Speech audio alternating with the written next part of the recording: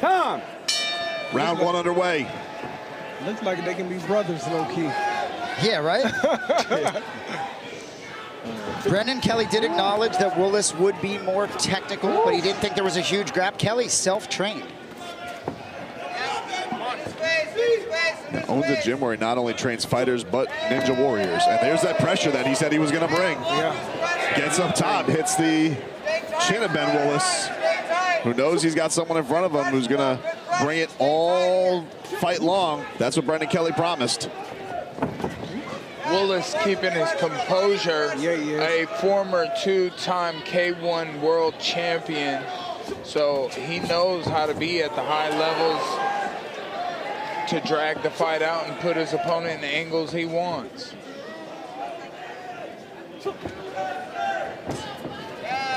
I gotta find one of those tempters buzz drinks, man. These things sound good.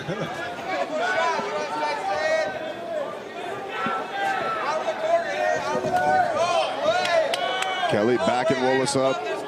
Woolliss right back in front of him in range. Now what Kelly's doing right now, with him just imposing himself on Kelly right now, Kelly looks like he's getting a little bit fatigued just by the presence of him, right? He's staying calm, he's staying protected, and he's just imposing himself on him right now. He's not really throwing any heavy shots right now. He's just stepping to him and imposing himself. Because he's seen how Kelly came out strong. Kelly was just throwing a lot of these wild shots. And now he's starting to slow down a little bit. So, okay, let me start imposing myself a little bit on him. And continue building that fatigue. Yeah, really well put. I didn't expect Kelly to fight this aggressively with his walkout music. I thought he was trying to put his opponent to sleep with that. Woolliss being patient. We caught him out. He's getting caught with wild stuff. Yeah. I mean, when you find a fighter in there that's a little wild, some things may get through, but you need to keep a tight defense, stay calm, and weather the storm like I believe that he's doing, and he's going to start letting these shots go. Sharp hook gets through from Woolliss. As you can see there, a little bleeding on the bridge of the nose from Brendan Kelly, right above that marvelous mustache. You know, Woolliss, I watched his last fight a year and a half ago. He looks as though physically he's grown. I mean, that's quite a 145 there. Yeah. And Kelly he's going to go for days. Ooh, elbow attempt nearly grazes the chin of Kelly. Yeah, that's the thing with Kelly. Like after we had that conversation when he's very much depending. Well, it looks like he's not even breathing. Yeah, he's super chill, dude. But I think now this round he's going to start trying to implement a little bit more jabs and other, right hands, really try to lay down in something heavy now. Well, and ultimately, Woolliss has to put in some work here. It's like in dirty boxing, 9 minutes, right? Yeah. You already creep toward, round two, But looks like he's going to start being more active here. Yeah, I think he's going to start trying to open up a little bit. But he has to be careful, though. He may open up a little bit, but he has to be careful. I think he's already felt a little bit of the power of Kelly. So he doesn't want to try to open up and go a little too crazy because he could get taped with a shot that's going to hurt him. Kelly coming in wild again. And it's tough for Woolliss because it's only 3 rounds. He's got a right hand up top, and then he follows with the elbow. Looping left gets through from Kelly, but not much impact. Kelly is slowed down a lot, but he is still unorthodox, and he's doing things in his own timing. You don't know what he's about to do. He kind of saved his energy a little bit this round. And he's landing. It's not pretty. You see the straight down the pipe work from Woolliss there. And that's what's helping him right now. Yeah, he's very orthodox and he's strong, but what's helping him right now is his conditioning. It looks kind of wild, but he's able to keep going with it. And he's super athletic. He's getting out of the way. Yeah. Woolliss needs to put combinations together, though, if he wants to have success here. Yeah. People, it's simple. It's boxing. It's you double the jab, throw a 2 and a 3 with Yeah, it but to he's the trying body. to be careful. He's trying to be careful because he doesn't want to get hit with a shot like that. Those wild haymakers, he doesn't want to get hit with a shot like that. But he needs to understand it's only 3 minutes. Only 3 minutes of 3 rounds. So it's not like it's a 6-round or 12-round fight. Let's go over to Brian Wright. What are you seeing there, Brian? I agree with everybody saying. I mean, Woolliss is the more tactical fighter. There's not really that much you're going to figure out here because Kelly's so chaotic. But I would like to see Woolliss start chipping away a little bit. He can't give up so much time trying to figure it out. Yeah. Chip away. Get him on the end of something. Disrupt him. That's what's going to make him tired. That's what's going to open him up. That's what's going to give him the opportunity. Well, that's the rub. And what opportunity is he giving the judges to check the scorecard for him? Exactly. Yeah, I think Woolliss, at least he needs to stay behind a tough jab, you know, at least just to get something in his face. You can see the kickboxing stance, the kickboxing background in his technique. He's missing some of his tools on how to let those combinations go, on how to set his feet up in the right places. He's got to box practice more. Work the hands more. Yeah, but like I said, I think he has all the most effective punching. It might not look great, but he is staying busy. He is throwing a lot of these big shots. To the back of the head, Rip. Oh. See, there he is. Right hand gets through by Kelly. See, just like that. He doesn't even just want to walk in because he couldn't get hit with a big shot like that. And Kelly's corner here, breathing a lot of confidence in him, saying Woolliss thinks he's down. So they see some opportunity here for their underdog. Left hook sneaks through there by Woolliss on Kelly. Oh! A big left there by Kelly. Hard, awkward shot. You don't know where they're coming from.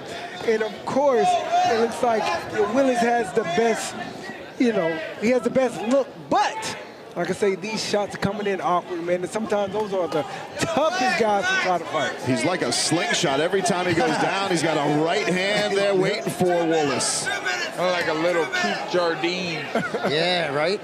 And Kelly is not fighting like he's up either, which I like. Still maintaining the aggression, still throwing arguably more than Woolliss. Yeah. You know, makes Woolliss miss again. Kelly kind of reminds me of William Augustus. Emmanuel Augustus. That's what I meant. Emmanuel Augustus, the dancing fighter. Hands down and just throwing just awkward shots. Another stiff jab gets through by Kelly. Look at that. Flustering and frustrating Ben Woolliss. There's a right hand that gets through from Woolliss. Stay tight, stay tight, stay tight. He's got a little over a minute to make some impact. It doesn't look pretty, but it's And there's a strong elbow from Woolliss. You can see the nose busted up. The mustache is starting to change colors. That third-ranked national mustache in the United States of America. He can now go in the tie-dye division. Spinning elbow there lands by Woolliss. He's starting to put some offense together. He is. He wants to kick so bad. Oh, right hand gets through. That one made some big impact on Kelly. The two get twisted around. Oh, good right hook. Lead southpaw right hook. And Woolliss is extremely technical. Even some of the spinning attacks and elbows, I like what I'm seeing. Just not finding a home. Yeah, and like I said, like even in the boxing game, those are some of the toughest people for us to spar or to fight. You got a guy that's in front of you that's extremely awkward, but those punches are still coming heavy. Well, that was a stiff jab to get through on Woolliss. He is starting to put something together here, but he may be running out of time. It's going to be an interesting scorecard. Because as a boxer, you're so used to your opponent's punching, coming correct. But when you have a guy that's in front of you, they got to go another round. But you see a guy in front of you that's running, so Might not be over yet. Because he's got the timing now. The world championship mentality and learning that he has.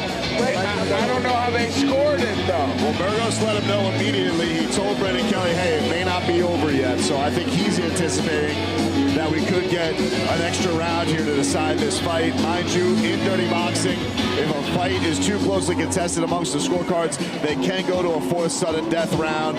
We did have that earlier today on the card between Armana and James Cannon, so we could be seeing that here again. I think it needs that fourth round. Okay, the fight's over. Sanbergo says it is over. Damn. It's going to be interesting to see these scorecards because it was a heck of a matchup here at our co-main event.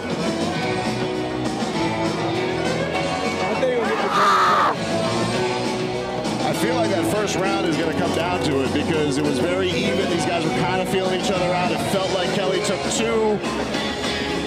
3 was pretty even. It felt like Woolliss kind of took it there in the home stretch. These scorecards are going to be all over the place. Yeah.